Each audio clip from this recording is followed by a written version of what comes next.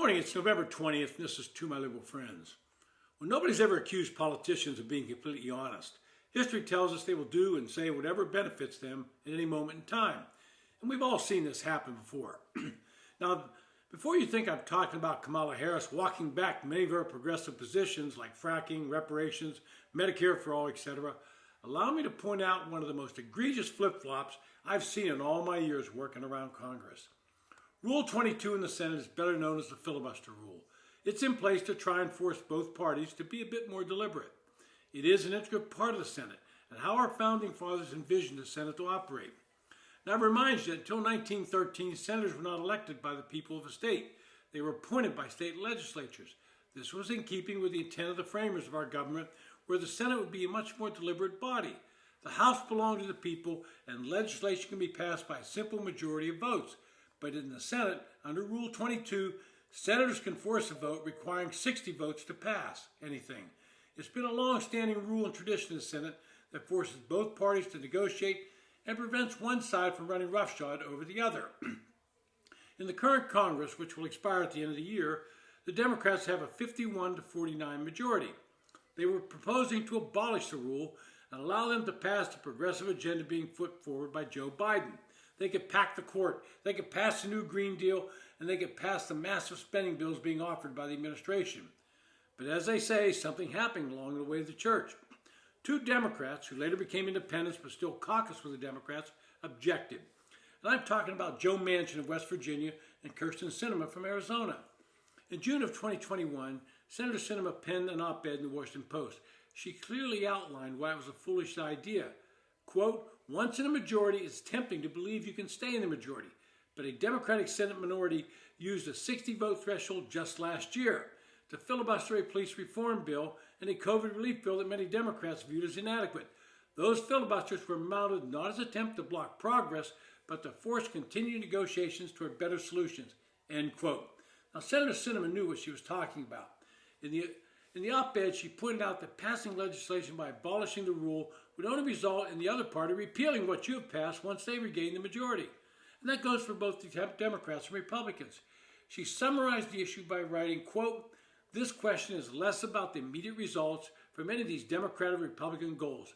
It is a likelihood of repeated radical reverses of federal policy, cementing uncertainty, deepening divisions, and further eroding Americans' confidence in our government." End quote. Heading into the 2024 elections, the Democratic leader in the Senate, Chuck Schumer from New York, met with the media and outlined his plans for a glorious new age in Washington with the Democrats in control of the Senate, House, and the White House. His top priority would be to eliminate the legislative filibuster. That way, even if the Senate was tied at 50-50, the new vice president, according to Schumer, Tim Walz, would break the tie. In Schumer's eyes, this would allow them to pass anything President Harris sent up to the Congress. Well, we all know what happened in the elections this month. The Republicans regained the majority in the Senate by flipping 4 Democratic seats and took a 53 to 47 majority. They retained control of the House, and Donald Trump was once again sitting in the Oval Office. Not exactly what Schumer predicted would happen. So this week, Schumer went to the well of the Senate and addressed some remarks to his Republican colleagues. Quoting Senator Schumer, "Another closely contested election has now come to an end. To my Republican colleagues, I offer a word of caution and good faith.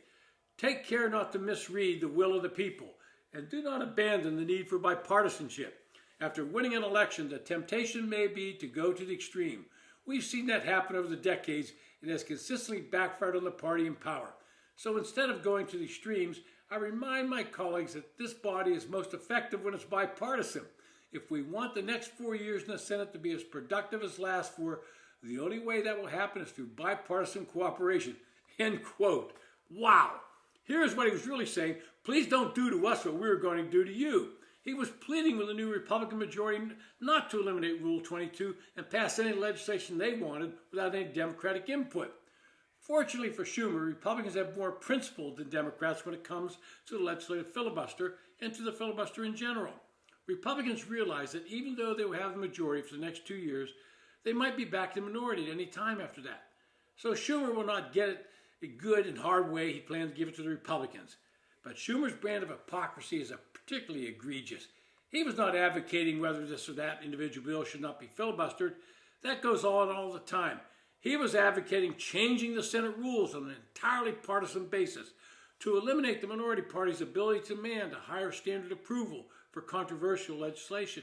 And then when Schumer's party loses, he instantly turns around and becomes Mr. Bipartisanship.